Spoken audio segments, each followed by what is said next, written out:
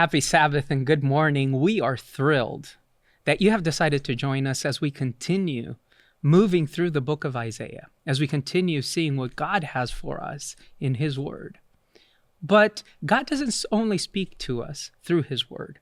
God also speaks to us through acts of love and of mission in places as far as Kyrgyzstan. Here, take a look at what's going on in that far corner of the world. How is soccer used for mission in the country of Kyrgyzstan?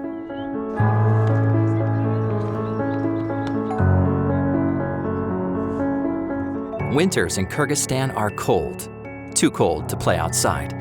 But kids love to play year-round. So what are kids expected to do all winter? This was a big concern for school leaders at Heritage Christian School. The cold made it hard to have physical education classes. Students had to crowd into a small conference room to exercise. When the weather was nice, the school also hosted a community soccer program for children from low-income families. These kids didn't always have the opportunity to exercise and play sports. In the winter, the soccer field was completely covered in snow. So in 2017, Heritage Christian School asked Adventists around the world to help construct a building. And you answered.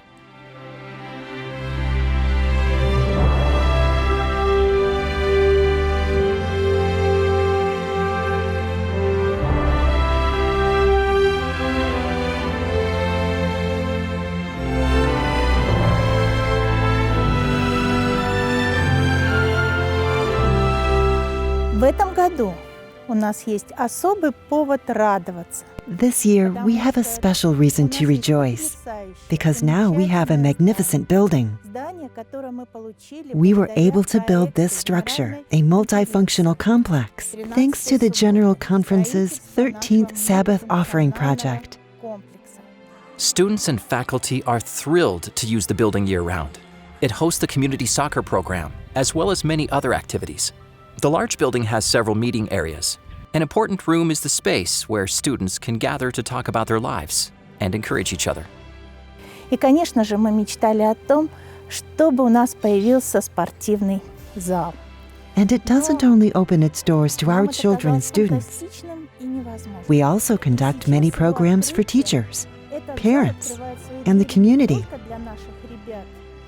We invite parents and neighbors to listen to important topics on health, raising children, and strengthening family relationships.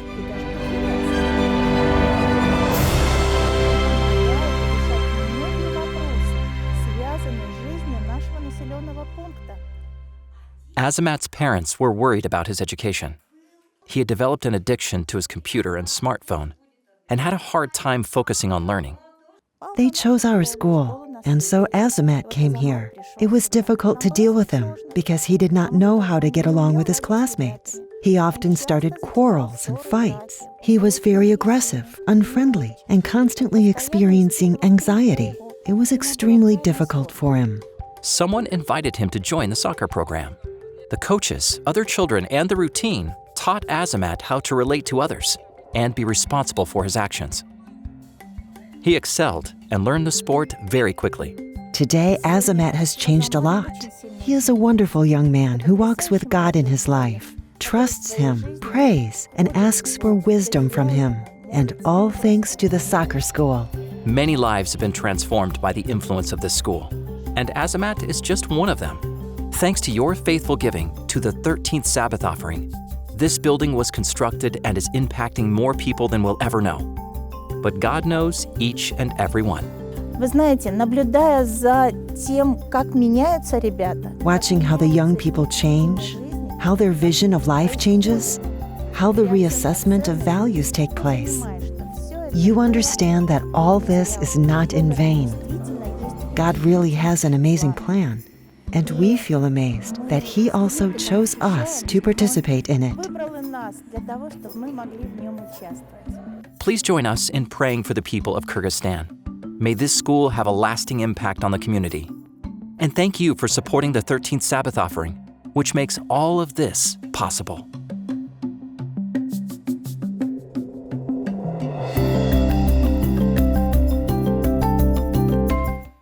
Now, I love soccer and I hate snow, so my heart was warmed at the idea that mission can happen.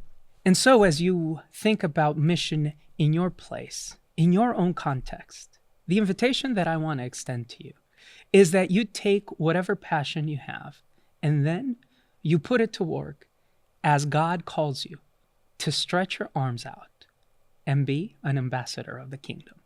Well, as we said before, we're going to jump into a long pericope in the book of Isaiah. Today's lesson deals with the defeat of the Assyrians. But before we talk about kings and principalities and powers, let's bow our head for prayer. Father, you are indeed the King of the universe. You are our everlasting God. You are our eternal counselor. You are, O Lord, our Prince of Peace. You are what remains after everything is stripped away. So as we come to the text, Lord, may you inspire us to find you in new and exciting ways. For we pray in your name. Amen. Between the years of 1880 and 1885, the psychologist and German philosopher Hermann Ebbinghaus began to conduct a series of experiments that related to how we remember. Ebbinghaus noted that after a mere 20 minutes of encountering an event, our memories were clouded. After an hour, what we could recall diminished by about 50%. And that percentage continued to decrease over the following days and weeks. Ebbinghaus recognized that human beings as a whole have a particular penchant, this almost innate desire to forget. So how do you keep reminding yourself of things that are important?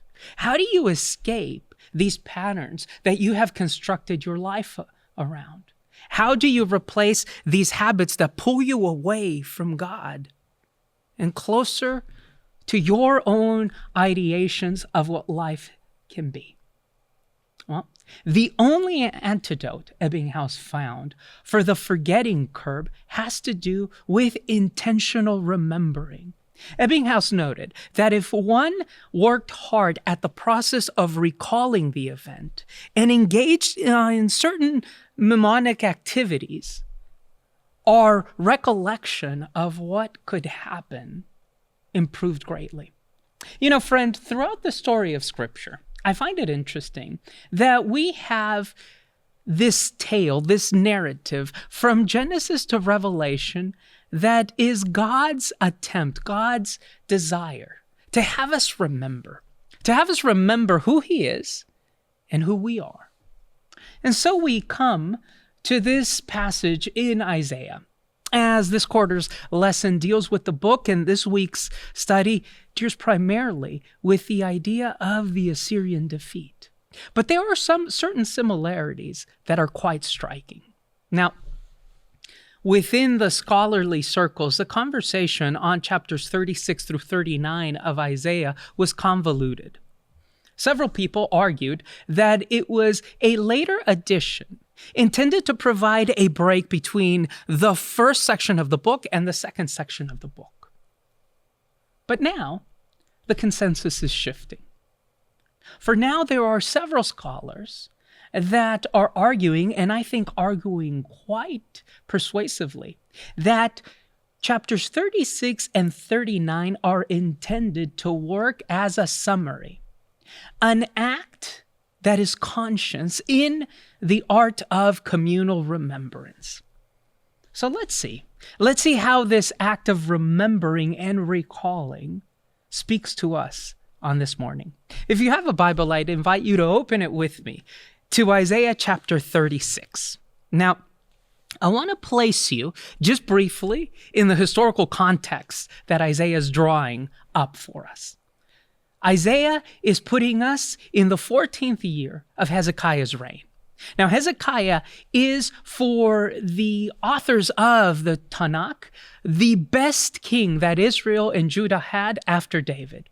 He is a king that replaced this desire to have cultic shrines with a move towards centralized worship of Yahweh in the temple. Hezekiah saw it as his mission to return Israel to a theocentric and theocratic state. Furthermore, this particular passage is echoed in other sections of the book. If you read 2 Chronicles chapter 32, you'll find a very similar account. And then, obviously, what we have in 2 Kings chapter 18 through 20. Now, again, as it has been throughout the book of Isaiah, the existential threat that is placed before Jerusalem is the Assyrians. And their king is now interested in launching a new campaign against the cities of Judea. In the Assyrian annals, you find this realization, the realization that both the biblical and extra-biblical account recognize that over 46 cities in Judea were taken captive. And so, when we jump into our text, the situation for Hezekiah is dire. Now, the king, who is encamped in that fortress city of Lachish, sends his chief prince. He sends his chief prince to Jerusalem to begin and negotiate for a Hezekiah and his army to simply lay down their weapons without bloodshed. I want to pick up the text with you in Isaiah 36, and I want to focus primarily in verse 2. It says, "Then the king of Assyria sent his field commander with a large army from Lachish to King Hezekiah at Jerusalem. When the commander stopped at the aqueduct of the upper pool on the road to the launderer's field." Now, as you're reading this, you're probably wondering, why have we started here? What is the particular spiritual lesson that we can garner from Isaiah chapter 36, verse 2? Well, if you've been tuning in with us, you probably will have realized that geography, as we have said many times before, is also theology. Now, why is the location important? Well, remember a few weeks ago, we talked about King Ahaz and how King Ahaz faces the same Assyrian threat by walking around at the aqueduct of the upper pool. To remember, we were talking about him being there instead of being in the temple because he wanted to provide a human answer to a problem that was God-sized. And here you have the chief priests of the Assyrians standing in that same location to deliver a speech. What's interesting is that Hezekiah sends several people to hear the words of the chief prince. And as the words are being shared, as the conversation is progressing, we notice some motifs that we have already become accustomed to in our book. First and foremost, you have a motif appear and spring out in chapter 36, verse 8. Notice what the text says. "Come now, make a bargain with my master, the king of Assyria. I will give you 2,000 horses if you can put riders on them. How then can you repulse one officer of the least of my master's official, even though you are depending on Egypt for chariots and horsemen?" Now, what is the chief prince who is trying to entreat Hezekiah in his court to submission? What is he arguing for? Well, in essence, what he is asking the people of Judea to do is to move away from the illusion that the Egyptians can provide relief. Again, the similarities with Ahaz should be easily noticed. After all, it was Ahaz who was desperately expecting that somehow, some way, political machinations could be used in order to repel the Assyrian threat. Now, the difference between Ahaz and Hezekiah is that this new king decides to face the problems that Assyria brings in prayer. Prayer is the response of the king. And so it's interesting that as you are getting this sense of existential threats, Isaiah and Hezekiah's first reaction is to pray. Now I know if you're like me, prayer and the idea that prayer presents our primary response to life's threat is a difficult concept to grasp. We want to be in control. We want to have the perfect recipe. We want to approach the problem with a solution and a methodology that seems brilliant. Isaiah seems to be reminding us that sometimes the solution to life's most complex problems is prayer. So I want to invite you, as I'm sure you are facing threats, existential and otherwise, to engage those threats with a spirit and an attitude of prayer. But that's not all that we learn, and that's not the only motif that jumps out before us. The second thing that the king does is, interestingly enough, the fact that meaning Hezekiah's court, wants this chief priest to speak in a language that the people won't understand. He begs them that they speak in Aramaic rather than in Hebrew. And the reason they're doing this is because they are fearful.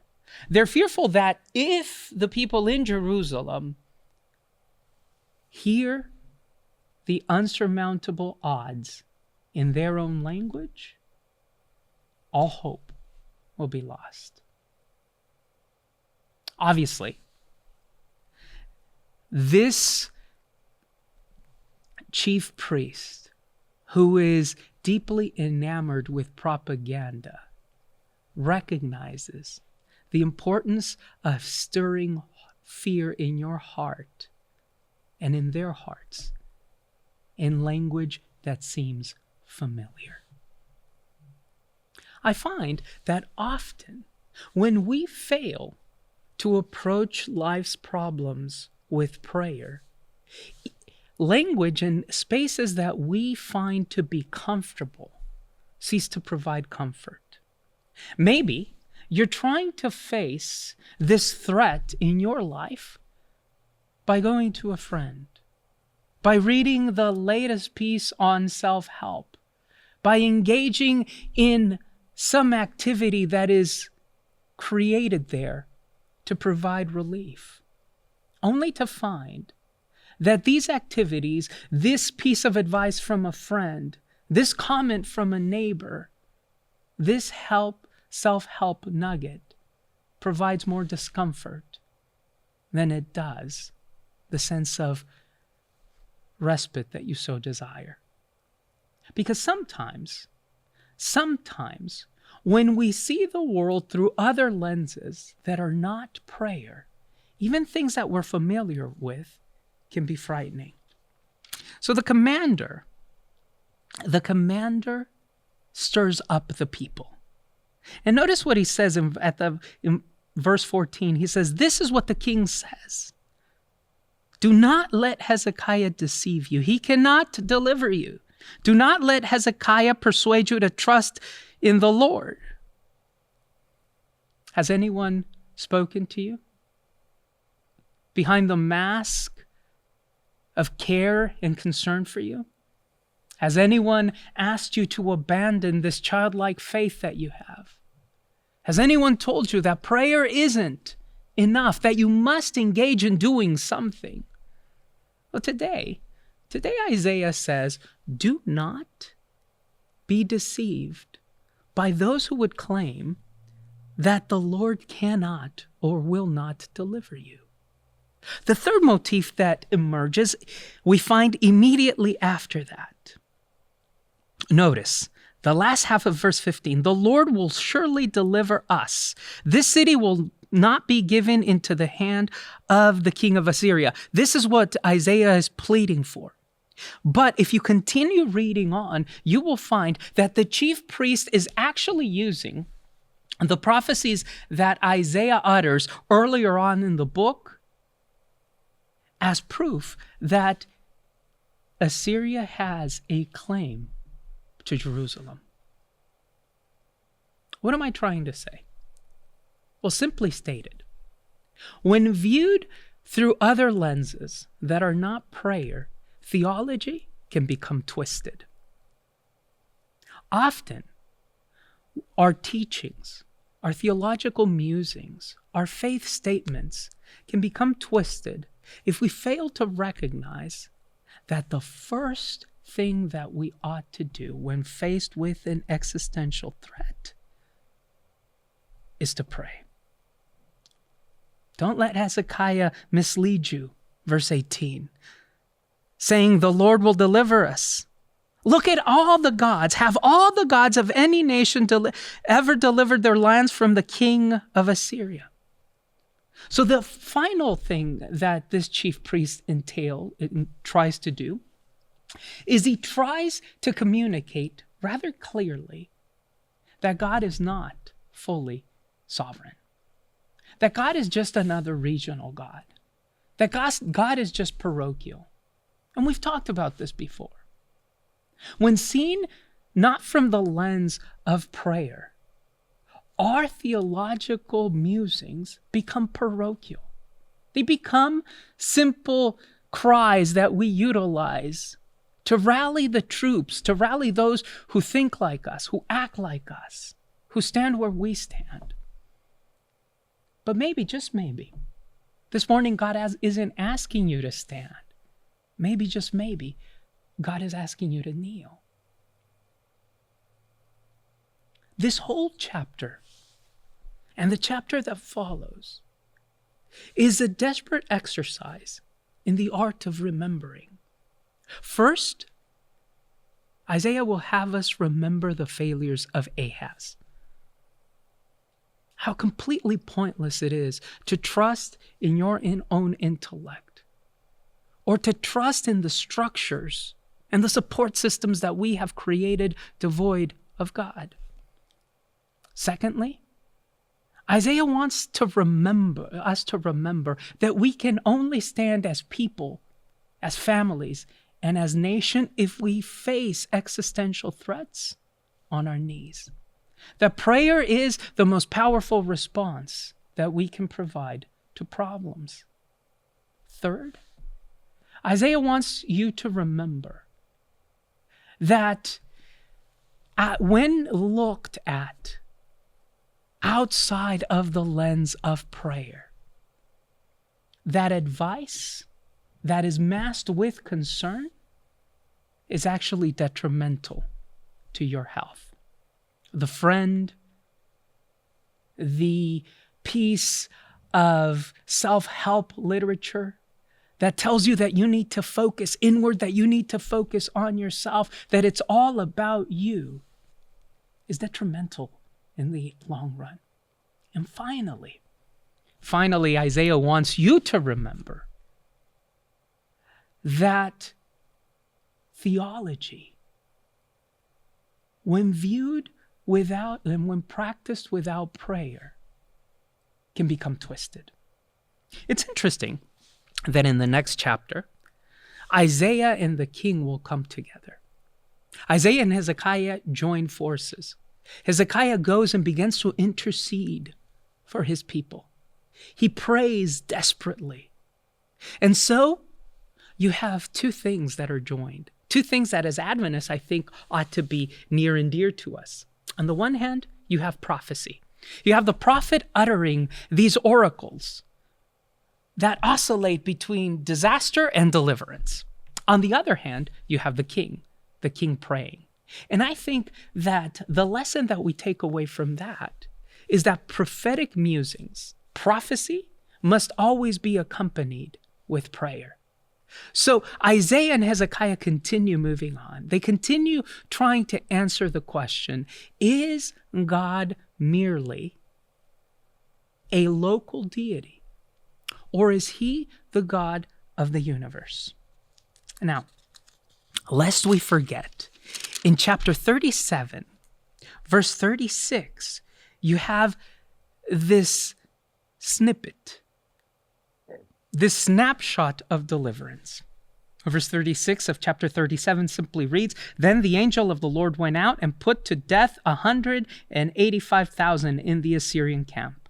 When the people got up next morning, they were all dead bodies." Now, to the more modern historian, you probably are asking, well, what happened during the night? What exactly did the Lord do? How did this occur? But for those that face existential threats through prayer, the answer is quite simple. You see, it's not the how, but the why. It's not how we are delivered, but rather why we are delivered. Deliverance is, for us who believe in the God of grace and mercy, a foregone conclusion.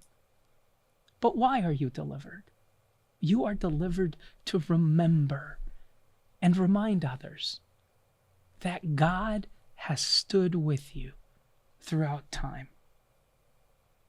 Now, history, life, threats, challenges, difficult moments can be remembered differently.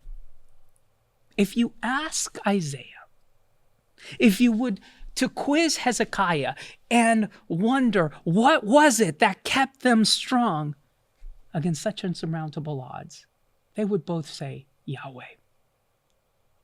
Yahweh delivered us. We don't know how, but we know that we were delivered. Why? In order to remind others that the God of the house of David rules the whole world. If you were to ask the Assyrians and to try to dig around all those extra biblical references that exist and that deal with this particular period of time, you'll find a quote by the Assyrian monarch, a quote that refers to Hezekiah, a quote that reads a little like this: "And I locked him in his city, and I summoned ramparts around him, and he fluttered around Jerusalem like a caged bird." The last piece of that statement reminds me of a poem by the great American writer Maya Angelou. In the third stanza of her seminal work, I Know Why the Caged Bird Sings, she writes that the song will be heard on the hilltop, for the caged bird sings of freedom. Freedom is what God will provide. Freedom is what God has delivered through Jesus. Freedom is what God will gift and grant you on that beautiful, wondrous morning in the land far beyond yonder. Because it is for freedom's sake that Christ has called you to be free. So remember, prayerfully, on your knees, remember that you are free. And the great tragedy of this story is that it is human nature to forget. In chapter 38, Hezekiah will forget. He will receive a delegation of Babylonian ambassadors. He will show them the wealth of Jerusalem. He will regale them with tales of Zion Davidic theology, with narratives that focus on how Jerusalem can never be destroyed. A few centuries later, all the wealth of Jerusalem will be taken to Babylon. And Jeremiah the prophet Oh, they'll try to execute him because he is preaching destruction. Remember that God has delivered you. Remember that God stands with you. And how do you remember that best? Well, you remember by kneeling. For prayer is the most powerful answer to life's problems. Joey, Assyria has been defeated in chapter 36 and 37. Let's chat about this lesson study as we focus on the Assyrians, the Babylonians, kings and princes, prophets and priests. Wow. What a powerful lesson. And focusing on the importance of remembering, which is particularly applicable to me because I am a forgetful person myself. My family points to how I'm notorious for losing my keys and my wallet and my cell phone, just being that absent-minded professor and leaving it somewhere and not knowing where it is. Do you struggle with forgetting, Miguel? All the time. So Linda bought me one of these tiles, and for those of you who don't know what that is, it's a little beeping thing that beeps when you can't find your keys or your wallet. And I refuse to put that on my keys or my wallet because I just forget to do so. So I struggle with remembering quite a bit, Joey. I think you and I are on the same boat. Yeah, I tell my family the reason why I forget these minor things is because my mind is settled on the lofty things of God. And so I just don't have room in my brain for where my cell phone is and where my wallet is.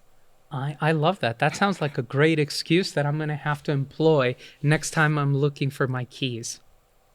Sounds good. Yeah. But this is a powerful passage about remembering, and how I loved how you framed it from the very beginning, that this could have been a collective exercise of communal remembrance. And just from that perspective, for people who later read this story and they're in exile in Babylon, how encouraging this passage must have been for them to read this and to be encouraged with the fact that their God is the God that is not a parochial God, is the God of the universe, and he provides so powerfully for them. Yeah, and so that's, I think, what is so moving about this particular chapter. See, we need to remember, I think, that God is about more than just deliverance. And that's, I think, the point that this particular passage makes. Think about it, Joey. They're asking for deliverance. And what ends up happening is the heresy and the vitriol spewed by the Assyrians is such that it's not only that they will have to retreat in shame back to their own kingdom, but the king will perish, not on the field of battle in Judea, but in his own temple, in the temple to his own gods, because God indeed is the God of all the universe. And if you're aligned, and Isaiah seems to be saying, if you align yourself with this God, there is nowhere you can go to escape his blessing. Mm-hmm. If you choose to confront this God, there is nowhere you can hide from his judgment. Yeah, I mean, that's the epitome of poetic justice, right? For him to go back with his tail tucked between his legs and then eventually die in the temple of his God, his false God, and murdered by his own sons. Mm-hmm. I mean, that's, wow. But what makes this so challenging, what makes remembering so challenging is later on, yes, we're encouraged by the way God provides, but in the moment when fear and anxiety and just the pressures of all the stresses and everybody trying to push you in a certain direction, it's hard to remember, right? It's hard to remember that God is that God when this field commander is engaging in such powerful psychological warfare against you. Yeah, it's tough. I think that's why Ebbinghaus's idea of this notion of remembering versus the forgetting curve is so important, because he seems to be telling us that remembering isn't an act that you do once in a while. It's something that you're intentional about. And the temptation to forget's always going to be there. I mean, you see what happens and how marvelously God delivers his people, Joey, and then you have chapter 38, and it seems like Hezekiah, the best king, the one who called Judea to remember, forgets all about God and says, well, look at all the wealth and the power that we have. And so I think the challenge isn't just remembering, it's to do that consistently enough where we can draw from these experiences, particularly when we are facing crisis or a threat. Yeah.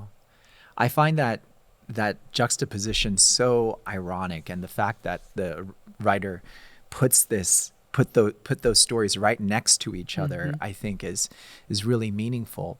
The fact that when the pressure is on, when fear and anxiety is there, Isaiah turns to prayer. I mean, I love that picture, right? He does what his father Ahaz doesn't do. Ahaz immediately, God gives him a sign. God comes to him, and he still rejects that message and turns to Assyria for help. Hezekiah, on the other hand, when the pressure and anxiety is there, I mean, if you look at chapter 37, the first thing that he does is he enters the house of the Lord, right? He tears his clothes, he covers himself with sackcloth, and then he enters the house of the Lord and asks for a word from the Lord. And that's so beautiful. And yet, later on, when he's flush with success and he's healed from this illness, and in that moment, instead of turning to God, he turns to talking about his own success and how great and wealthy his nation is. So I wonder, is success worse for our dependence on God than fear and anxiety is? Or is it just different people succumb to different types of pressures? Yeah, I think that's a really good way of looking at it. I think it's a little bit of both. You mentioned this interesting passage, right? The passage that we're dwelling in this morning. You have kind of these 3 chapters that encapsulate the whole of the book of Isaiah. So Ahaz is facing a relatively minor threat, right? It's the Syrians and the people from Samaria, the northern kingdom. And trembling as he is, he goes and he looks for help wherever he might get it. Hezekiah is facing a much graver threat. I mean, this is a juggernaut, the Assyrian Empire, with all of their chariots and horses. And he goes and he actually intercedes. He takes upon himself the role not only of a king, but of a priest. He's kneeling in the temple, interceding for his people. And so he responds to this crisis in a way that I'm prayerful that I can respond to a crisis. And then what ends up happening is he completely forgets. And I think you're right. I think there is something to this idea of just making a habit of intentionally remembering how God has been present in our lives, whether it's facing a minor crisis like Ahaz did, an existential threat like Hezekiah did, or when we're flush with success, like what will happen later on in chapter 38. My question goes to how to do that, Joey. I think we're clear on the fact that we need to incorporate the ability to remember into our spiritual life and walk with God. How do we do this in a way that gives us strength for the crisis and humility for those times when we are facing success? Well, they say practice makes perfect, right? So maybe part of it, I love the word that you use, the habit of remembering, right? That it needs to be an habitual practice, not something that we do once in a while, but something that is integrated into the flow and the culture of our lives. I recently read a book about Amish forgiveness. It's called Amish Grace. And it's about the story of a community in Pennsylvania, Amish community in Pennsylvania, that did this radical forgiveness of the family of a shooter who went into an Amish school and killed 8 children. And immediately they came out and they forgave this person, and they also forgave the family. And there was a variety of different perspectives about whether that forgiveness was actually real. Can they really forgive like that? But what came out of this book is this idea that it was hard. Forgiveness was hard for them, but forgiveness was integrated into the practice of their everyday lives, so that when that moment of crisis hit, then they relied on that practice that they had already been integrating. And so, and it wasn't, the practices that they engaged in were not all that incredible. What actually, the thing that stood apart for those practices was not that they were so profound, but that they were so regular. And so they did things like every week they would recite the Lord's Prayer together. They would engage every week in a time of forgiving each other of sins as a part of their regular worship service. These things that they integrated, they would tell stories of powerful forgiveness. So they integrated this into the rhythm of their lives, and that's what enabled them to forgive when the pressure was on. So maybe when it comes to humility and dependence, we also need to integrate practices of humility and dependence in the flow of our everyday lives in order for us to be able to depend on God when the crisis strikes. So what do you think those practices would look like? So I love that analogy. I'm going to answer with another analogy, although not as profound as yours. I was talking to somebody a few weeks ago who trains professional athletes. And we knew each other when he was older, and he was doing some work in our university. And we've stayed in contact off and on. And my question to him was actually quite simple. So I'm getting pretty close to 40, and I am wondering how getting up from this chair is painful while some other 40-year-olds are winning the Super Bowl. And so that was my whole question to him. What does one do?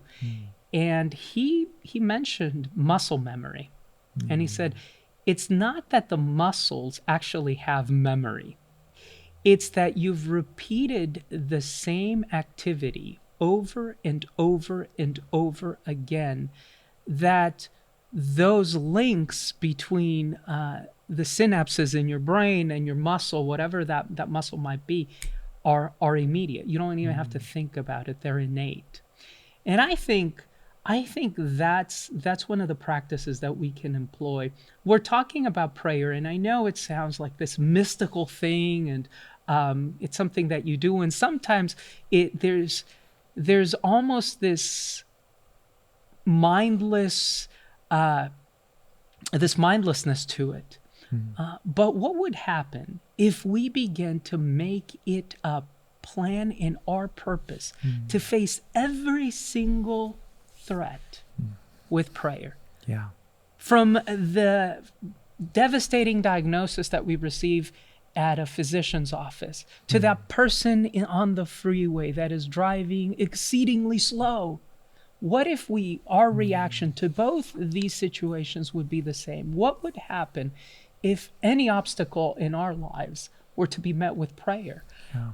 I think life would look quite a bit different. And so as I began to think about Isaiah, Joey, I kind of have recommitted myself to these very simple Christian practices that are extremely profound, that led Christian congregations to withstand all types of persecution, and that was prayer. Prayer like the song says, Jesus in the morning, Jesus in the evening, Jesus when the sun goes down. Yes. It was this attitude of praise and prayer that led them through. And so I want to invite our friends out there to face every obstacle with an attitude of prayer. That's so powerful.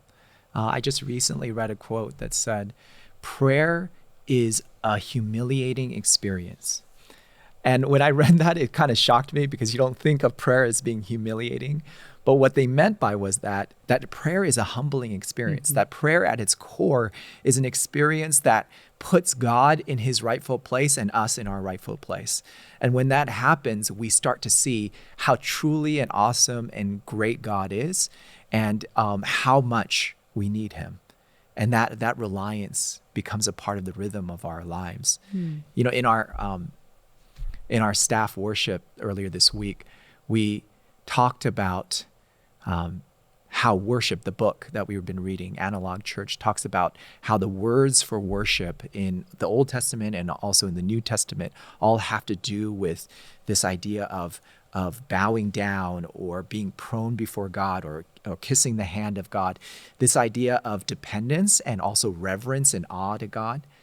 I think if we experience that awe of God on a regular basis, whether it's through our prayer life, through worship, that helps remind us how powerful God is and how much we need him. And so when those times come where we're tempted to rely on our own skills and abilities and our own wisdom, we remember how powerful God is. That's so beautifully said.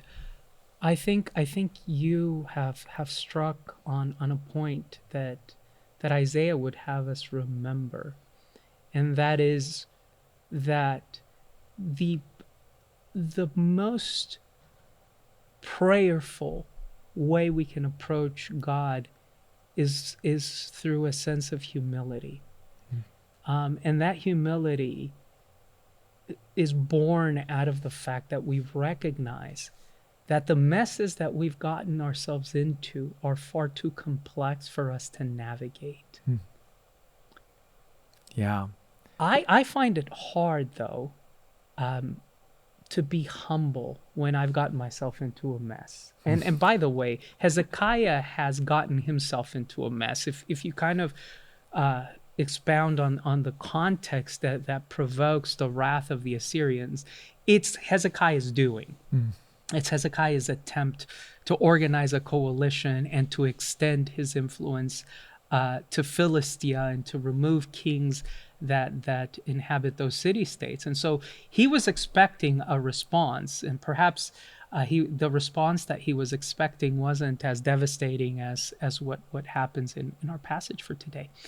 How do we remain humble when the temptation, Joey, when we get ourselves into a mess is to justify the mess? Like, I got myself into this mess, but I had the best intentions, or nobody could have seen it. Instead of just admitting that we've made a mistake and choosing humility, we tend to move towards justification.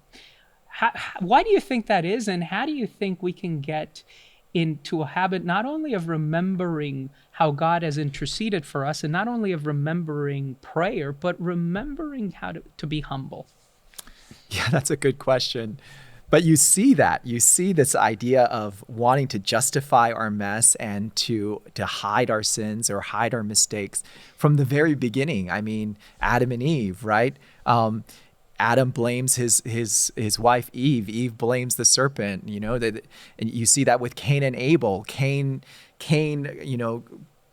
makes excuses for why his offering should have been accepted when it was not. And then when he murders his brother, he also makes excuses there.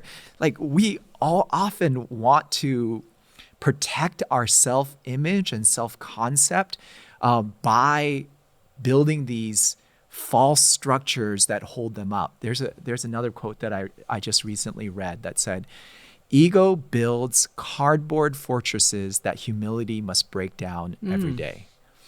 I love that quote because it says that ego builds cardboard fortresses, right? These are not These are not fortresses made of stone. These are not fortresses that will last. What our ego builds up are false fortresses, false senses of ability and of self-concept. I think what the Bible tries to lead us to is realizing that if we are depending on our own ability, our own wisdom, and that's where our sense of self and self-confidence comes from, then it's really cardboard structures. But when our identity, our self-concept, our self-esteem does not come from ourselves, but from who God is and how much God loves us, then there's not as much need for me to try to protect my ability. If my whole sense of self-esteem relies on my ability to do things perfectly, then eventually my self-esteem is going to get hurt and I'm going to have to make excuses to protect it. But if my sense of self-esteem comes from the fact that I have a creator who loves me, who cares about me, and who's always there for me, then that's never going to go away. That's not a cardboard fortress. That's a stone fortress. That's a foundation we can build a life on. But it's moving that self-concept from my own abilities to God that I think that's where the challenge lies. Wow. Well, that's so powerfully said. Joey, just to tack on to that, I began by sharing a little bit of Ebbinghaus, who's a German psychologist. I'd like to end by sharing a little bit that the great American psychologist Brené Brown notes. Brown has spent many a year investigating and researching resilience and courage and bravery. And she notes that we necessitate vulnerability in order to have bravery. In other words, you need openness and to be vulnerable, to exhibit true courage. And I think that these fake fortresses that you're talking about, these cardboard fortresses that we build because we don't trust each other enough and we don't trust God enough. And so the invitation would be not only to remember to live life in prayer, but to remember to be vulnerable, to take the chance for openness and vulnerability, first before God and then with others, because in that way, God will take whatever cardboard fortress you're crafting and will replace it with something that is firm and has a solid foundation and can last eternally, for it is built upon the rock of ages. So thank you for that analogy, Joey. That is really, really powerfully said. Do you have one final invitation here for our friends, lest we conclude without you giving them another practical nugget of wisdom? No, I just want to say that I love what you just said about the power of vulnerability and the willingness to trust one another enough to accept those words of challenge as gifts, gifts that can help us to grow. It's the hardest thing in the world, and yet if we can take that, it's actually better for ourselves. So I love that. Well stated, Joey. Would you mind closing for us in prayer as we end our time together? I'd be happy to. Let's bow our heads for prayer. Our loving God, we want to thank you so much for being a God who cared enough about us to become vulnerable for us. We don't normally think of you being a vulnerable God, and yet that's exactly what you did when you came down as a baby here on earth and you subjected yourself to the whims, the often terrible whims of humanity. You became vulnerable for us, and you showed us you were willing to self-reveal yourself to us, and you challenge us to do the same, to be vulnerable with each other, vulnerable with you, and to depend not on this cardboard structure, this self-image that we've constructed for ourselves for our sense of self-esteem, but to rely on you so that we can listen to one another and receive the gifts of challenge and words of criticism as ways that we can grow and improve in our own lives. Lord, help us to trust you and trust one another is our prayer.